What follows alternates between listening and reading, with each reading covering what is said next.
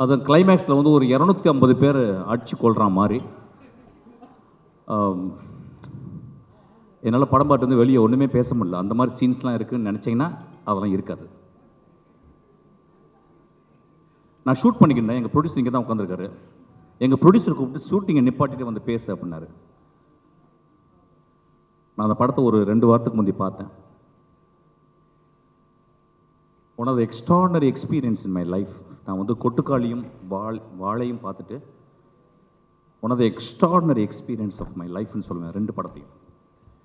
எப்பொழுதுமே ஒரு ஒரு செஞ்சுரியினுடைய கடைசி பகுதி அல்லது முதல் பகுதி, அதாவது 25 அல்லது 75ல் ஒரு பெரிய ரெனயசன்ஸ் நடக்கும்.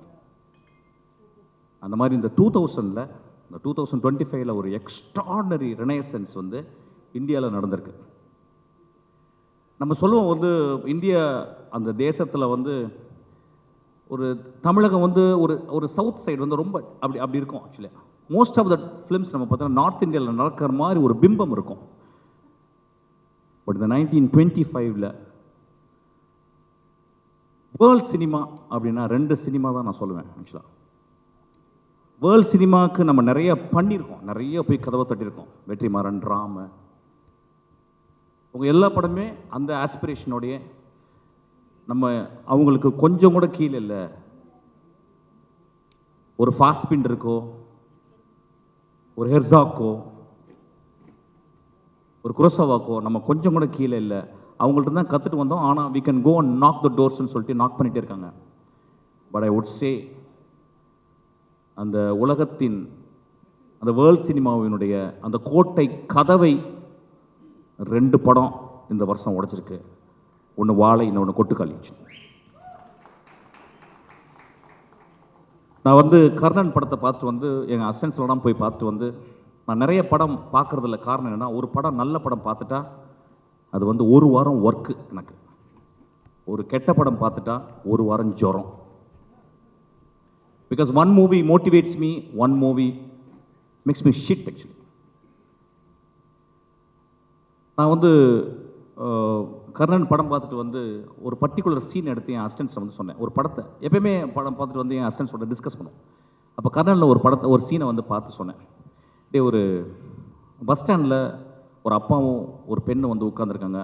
2 பேர் வந்து அந்த பெண்ணை, அந்த குழந்தைய ஒரு அப்பாவுக்கு முன்னே அசிங்கமாக அவங்க வந்து ட்ரீட் பண்ணுறதை வந்து எடுத்திருப்பான். அப்போ அவருடைய ஷார்ட் டிவிஷன்ஸை வந்து நான் சொல்லி எக்ஸாக்டாக என்ன ஷார்ட் டிவிஷன்ஸ் பண்ணணும் அதை அப்படியே சொல்லிவிட்டு நான் சொன்னேன், இது ஒரு வருஷம் எடுத்திருக்காண்டா, இப்போ நம்ம இருந்தால் எப்படி பண்ணுவோம், நீங்கள் இருந்தால் எப்படி பண்ணணுண்டான்னு சொல்லி கொடுத்தேன். பிகாஸ் ஒரு படத்தை பார்த்தா பிறகு, இப்போ வெற்றிமாறன் படம் பார்த்து ஒரு ஷார்ட் வச்சிட்டான்னா அந்த ஷார்ட்டை வந்து நான் பார்த்து அதை ரிசீவ் பண்ணி, if it is extraordinary I will take that into my marrow. அப்போ நான் சொல்லும்போது வந்து இல்லைடா மாறி வந்து இன்னும் கிராஃப்ட் வந்து அப்படி இருக்குடா, நல்ல ஃபிலிம் மேக்கரான கிராஃப்டை வந்து இன்னும் வந்து அவன் பாலிஷ் பண்ணுண்டா அப்படின்னு சொன்னேன். My friends, you don't believe, நான் வாழை பார்த்தா பிறகு I was astounded, I was shell shocked. அவன் வந்து ஒரு படத்தை அவனுடைய ரூட்லேருந்து சொல்லும் போதே உடனே அவனுடைய மிச்ச படங்களுடைய விமர்சனங்கள் எல்லாமே வரும். கிட்டத்தட்ட ஒரு 2 டிவிஷனாக தான் இப்போ தமிழ் சினிமாவாக மாறி இருக்கு. To support and not support, இதெல்லாம் நிறைய பாலிடிக்ஸ்லாம் நடந்துருக்கு. ஆனால் இதை அவன் சர்பாஸ் பண்ணுறான். அப்போ அவன் என்ன பண்ணுறான், ஒரு கதையை தன் வாழ்நாளில் அவன் வாழ்க்கைக்குள்ள அவனுடைய ஒட்டுமொத்த வழி, சந்தோஷம், காதல், நட்பு, எல்லா எமோஷன்ஸ்க்குள்ள ஒரு ஒரு ஒரு ஒரு 8 வயசு 9 வயசு பையனுக்குள்ள இருக்கும்ல, அதை வந்து நம்மள்ட்ட வந்து எடுத்து வந்து காட்டிருக்கான் இந்த வாழையில். இந்த படத்தை ஏன் பார்க்கணும் அப்படின்னு கேட்டிங்கன்னா,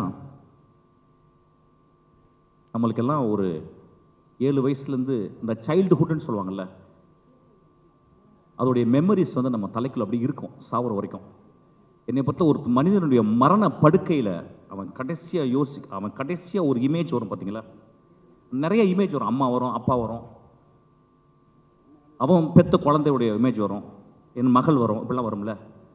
அதுக்கப்புறம் மிக முக்கியமாக வர இமேஜ் அவன் சைல்டுஹுட்டில் அவன் ரொம்ப சந்தோஷமாக இருந்த ஒரு இமேஜும் ரொம்ப சோகமாக இருந்த இமேஜும் அவன் சாகும்போது வரும். அது ஒரு நார்மல் பீப்புள்னால அதை வந்து வெளியே சொல்லலாம். ஒரு ஆர்டிஸ்ட் மட்டும்தான் அதை ஒரு நாவலாக எழுத முடியும், ஒரு புதினமாக படைக்க முடியும், அல்லது ஒரு பயோகிராஃபியாக எழுத முடியும். Very rarely in the whole world of சினிமாவில் there are very few directors are able to articulate their inner experience. அது எனக்கு தெரிஞ்சு இந்தியாவில் அந்த மாரி செல்வராஜுக்கு நடந்திருக்கு. he was able to articulate எப்படின்னா, இந்த குழந்தை வந்து ஒரு அரை மணி நேரம் அம்மா காணாமல் போயிட்டா அழுவும் பார்த்தீங்களா, அந்த தொண்டைக்குழி அப்படியே இது அந்த மாதிரி அழுதுருக்கான். உடனே நம்ம நினைக்கலாம், ஓ ரொம்ப சோகமான படமா? இல்லை, எனக்கு தெரிஞ்சு இந்த 10 இயர்ஸில் நான் பார்த்த சந்தோஷமான படம் இந்த படம். அந்த வாழை எவ்வளோ பச்சையாக இருக்கும், பசுமையாக இருக்கும், அந்த அளவு பசுமையான படம் இந்த படம். வேர்டன்ட்னு சொல்லுவாங்க இங்கிலீஷில், வேர்டன்ட்னு. அது ஏன் அவன் நம்மள்கிட்ட சொல்லணும் அப்படின்னா, அவனுக்கு ஒரு மொழி இருக்கு. அந்த அந்த அந்த தியாகராஜன் குமாரஜி சொன்னால் டெக்னிக்கலாக இஸ் எவால்வ்ட் அப்படின்னு இருக்கான். நம்மளுடைய முதல் படம் எப்பொழுதுமே தோல்வி படம். ஒரு டைரக்டருக்கு வணிக ரீதியில் வின் பண்ணிடும். ஆனால் நம்மளுடைய ஃபார்மில், நம்மளுடைய ஆர்ட்டில், நம்மளுடைய அடைக்காத்தலில் நம்மளுடைய previous movie always a bad film. அதனால தான் எல்லா டைரக்டரும் இங்கே இருந்தவங்க எடிட் பண்ணி முடித்த உடனே அந்த படத்தை ஹேட் பண்ணிடுவாங்க. they will be spending years and years to edit the film. Once it is edited, when it is projected on the screen, it is a bad film. அவருடைய மிச்ச படங்கள்லாம் அப்படி தான் இருப்பான். ஒரு நல்ல டைரக்டர் அப்படி தான் இருப்பான்.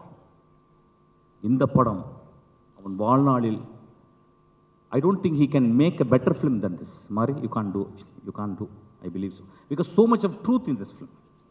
ஏன் ட்ரூத்னா, ட்ரூத்தை எங்கே கண்டுபிடிக்கலாம்னா, ஒரு 8 வயசு பையன்ட்டு நீங்கள் பேசும்போது ஒரு 6 வயசு குழந்தைட்டு தான் அவ்வளோ ட்ரூத் இருக்கும். மாறி அதுக்கப்புறம் நிறைய ஃபிக்ஷன்லாம் மிக்ஸ் பண்ணலாம். ஆனால் இந்த படத்தில் கிட்டத்தட்ட வந்து ஒரு தாய்ப்பால் போல் வந்து அவன் வந்து இந்த படத்தை சொல்லியிருக்கான். இந்த படத்தில் நான் வந்து ஃபார்முக்கு இந்த படம் வந்து ரொம்ப முக்கியன்றேன். நான் என்ன சொல்ல வந்தேன்னா, அவன் பார்த்த வாழ்க்கையை, மறக்க முடியாத வாழ்க்கையை,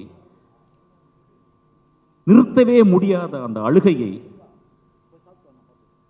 நிப்பாட்டவே முடியாத அவன் புன்னகையை இந்த படத்தில் அப்படியே உறைஞ்சு போய் வச்சிருக்கான். அப்படி எனக்கு தெரிஞ்சு இந்த ஃபார்ம் அந்த படத்தில் வந்து அவன் போயிட்டு கேரக்டரில் நடக்க சொல்லிட்டு அவன் போய் நின்று பார்த்துருக்கான். இங்கே நின்று நான் பார்த்தனா, அங்கே நின்று பார்த்தனா, இங்கே கேமராவை வைக்கலாமா அப்படின்னு அப்படியே ஒரு கோழி தன் குஞ்சுகளை அடகாக்கும் பார்த்தீங்களா, அந்த மாதிரி ஒவ்வொரு இடத்துலையும் ஒரு கோழியாக அவன் கேமராமேனாக ஆகணும். கேமராமேன் நான் சொல்ல மாட்டேன், நல்ல பையன் அவன். இது முழுக்க முழுக்க மாரியினுடைய விஷன். நண்பர்களே, இந்த மாதிரி ரேரஸ்ட் ஃபிலிம்ஸ் வந்து இது வந்து ஒரு பெரிய அனுபவம். நம்ம தமிழ் சினிமாவில் என்னன்னு கேட்டிங்கன்னா, இப்போ தான் கொஞ்ச நேரத்துக்கு முன்னாடி தம்பிட்டு பேசிக்கினேன். நான் சொன்னேன் வந்துட்டு, டேய் ரஜினி சார் வச்சு ஒரு படம் பண்ணடா, ரொம்ப பியூட்டிஃபுல்லாக இருந்துச்சு, நான் பார்த்தேன், பிடிச்சிருந்தேன். அவன் சொன்னான், சார் என்ன சார் உங்களுக்கு இந்த படம்லாம் பார்ப்பீங்களா? நான் சொன்னேன், இல்லைடா, ரஜினி சாரை ஒரு கேமராவில் வந்து அது ஒரு பெரிய ராஜனாகும், அது படம் எடுத்து ஆடும், அதை ஒரு கேமராவில் வந்து அடக்கிறது ரொம்ப கஷ்டம்டா, அது ரொம்ப அழகாக பண்ணியிருக்கேன்னு சொன்னேன். ஒவ்வொருத்தங்களும் ஒவ்வொரு ஃபார்மை. ஆனால் இந்த ஃபார்ம் இந்தியாவின் மிக முக்கியமான, நான் சொல்லுவேன், குரசவா சொல்றாரு, if you want to understand India you must see Pather பஞ்சாலின்னு சொல்லுவார். And I would say, if you want to understand Tamil Nadu, please watch வாழை.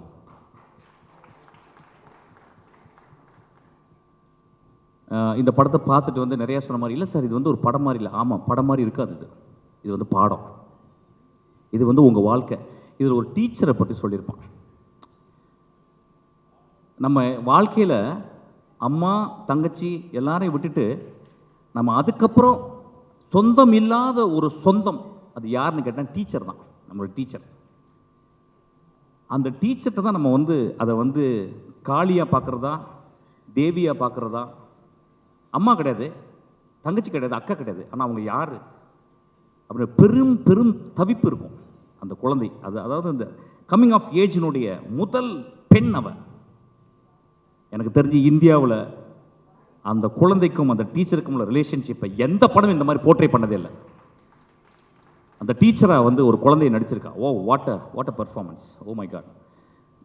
அவளையும் மலையாளத்தில் தான் கூட்டி வந்திருக்கான். அதுதான் பெரிய வருத்தம். டீச்சருங்களே இல்லை போல் ஆக்சுவலாக. One of the extraordinary performance. நான் நிறையா பேசலாம், நான் ஷூட்டிங்கை விட்டு வந்திருக்கேன். இன்றைக்கி தான் ரொம்ப நாகரிகமாக பேசியிருக்கேன்னு நினைக்கிறேன். ஆக்சுவலாக நான் ரொம்ப சந்தோஷமாகவும் ரொம்ப வருத்தமாகவும் இந்த மேடையை விட்டு இறங்குறேன். என்னை பற்றி திட்டுறவங்களுக்கு வந்து எதுவுமே இல்லாமல் கொடுத்துட்டேன்னு சொல்லிட்டு நான் ரொம்ப மனசோடு ரொம்ப கஷ்டத்தோடு தான் நான் அந்த மேடையை விட்டு இறங்க போகிறேன். போன படம் ஒட்டுக்காளியில் நிறைய பேசினேன், ஒரு குத்து டான்ஸ் ஆடினேன், அதுக்கு பெரிய மரியாதை கிடச்சிது. ஒரு 50 பேர் நல்ல காணொலி போட்டு திட்டினாங்க. நண்பர்களே, மேடையில் பேசுகிற மாதிரி போர் எதுவுமே கிடையாது. Utter bore. I am not speaking, I am just performing like a clown. And I'm very sure I'm the most sad clown. இந்த 2 படங்களும் என் வாழ்க்கையை உருட்டி போட்ட விட்டதையா. இந்த 2 படங்களும் என் நாக்கை அப்படியே ஒரு முடிச்சு போட்டுருச்சு என் நாக்கில். எனக்கு பேச முடியல. அப்போ நாங்கள் பேசும்போது அடுத்த வார்த்தை என்ன தெரியக்கூடாதுன்னு நான் ஆசைப்படுறேன். ஏன்னா நான் அடுத்த வார்த்தை தெரிஞ்சிச்சுன்னா நான் நல்லா பேசுகிறேன்னா, வெற்றிமாறன் நல்லா பேசுகிறேன்னா, ராம் நல்லா பேசுகிறேன்னா இப்படி ஆகிடும். அதனால் நான் கெட்ட வார்த்தைகள் பேசுகிறதையும் தயவுசெய்து பொறுத்துக்கங்கன்னு சொல்ல வரேன். ஒரு பெண்ணை பார்த்து நீ நல்லா இருக்கமா, அழகாக இருக்கமா சொன்னா, அப்படிங்க என்ன மாதிரி இருக்குடி அப்படின்னு சொன்னால் தான் அவள் அழகு. அப்படி சொல்ல விடுங்க. இன்றைக்கி ரொம்ப வருத்தத்தோடு நான் மேடையை விட்டு இறங்குறேன். நான் எதுவுமே பேசலை. Please watch this movie. Please bloody watch this movie. It is going to transport you to some other level. ஒரு குரோசவாவையும் ஒரு பிரஸ்தானையும் நான் கண்டுபிடிச்சிக்கன்னு தான் சொல்லுவேன். நான் மாரி செல்வராஜையும் கொட்டுக்காளியினுடைய டைரக்டர் வினோத் ராஜையும் என்னுடைய ஆதர்சமான என்னுடைய நண்பர்கள். இந்தியாவின் மிகச்சிறந்த டைரக்டர், உலகத்தின் மிகச்சிறந்த டைரக்டர் நான் பார்க்குறது வந்து வெற்றிமாறன், ராம், என் குழந்தை பேர் டக்குன்னு வரலடா, எமோஷனல் தியாகராஜன் குமார்ராஜா. உடனே எழுதுங்க தண்ணி போட்டாரும்பாங்க. நான் தண்ணி போட்டு ரொம்ப நாள் ஆச்சு ஆக்சுவலாக. ஏன்னா ஒர்க் அவுட் பண்ணிக்கிறேன், ஒல்லி ஆகிட்டேன் பாருங்க. ஆக்சுவலாக ஃபஸ்ட்டு 6 packs உள்ள டேரக்டர் நான் தான் இந்தியாவில். அது இப்போ ரெடி ஆகிட்டு இருக்கேன். So it's a beautiful experience my dear friends. இந்த படத்தை பாருங்கள். நண்பர்களே, நம்ம நிறைய படங்கள் பார்க்குறோம், நிறைய படம் பார்க்குறோம். அதாவது வந்து எந்த ரீசனுமே இல்லாமல் ஒரு தேட்டருக்குள்ளே போகிறோம், எந்த ரீசனும் இல்லாமல். ரொம்ப சீப்பான படங்கள்லாம் இந்த கண்கள் வந்து எக்ஸ்போஸ் ஆகுது. ரொம்ப மோசமான டைலாக்லாம் வந்து இந்த காதுகள் எக்ஸ்போஸ் ஆகுது. இந்த ஒரு வாழை மரத்தை தொட்டிருக்கீங்களா? வாழை மரத்தை அறுக்கும் போது ஒரு கிராக் அப்படி ஒரு சவுண்டு கேட்கும், அதை கேட்டிருக்கீங்களா? வாழையினுடைய பழத்தை வந்து மேலே ஏறி பறிச்சு அந்த படத்தில் அப்படி ஒரு குழந்தைக்கு கொடுக்குறான், அப்படி அதை உரிச்சு சாப்பிட்ருக்கீங்களா? That is the most primal experience. அதான் நம்ம விட்டுட்டோம். ஆக்சுவலாக I am very happy this movie. இந்த படம் நிச்சயமாக மக்களை, அதை சொல்லணே, சில படங்கள் வந்து அது வந்து மக்கள்கிட்ட எப்படி ரீச் ஆகும்னா, நீங்கள் சாவுற வரைக்கும் இந்த படத்தை பார்ப்பீங்க. இந்த படத்தை ஓடிடியில் வந்த பிறகு உலகத்தில் உள்ள எல்லாருமே பார்ப்பான். ஸ்பானிஷ் அமெரிக்காவில் அங்கே வந்து ஸ்பானியர்ஸில் அங்கே வாழைமரம் இருந்தால், மெக்சிகோவில் வாழைமரம் இருக்கான், அவன் பார்த்து அவன் ஐடென்டிஃபை பண்ணிப்பான். அந்த மாதிரி ஒரு படம். எனக்கு ரொம்ப சந்தோஷம். இந்த படத்தில் வந்து நிறைய பேர் நடித்தாங்க. அவன் பேர் கலையரசா ராஸ்கல் எந்திரா.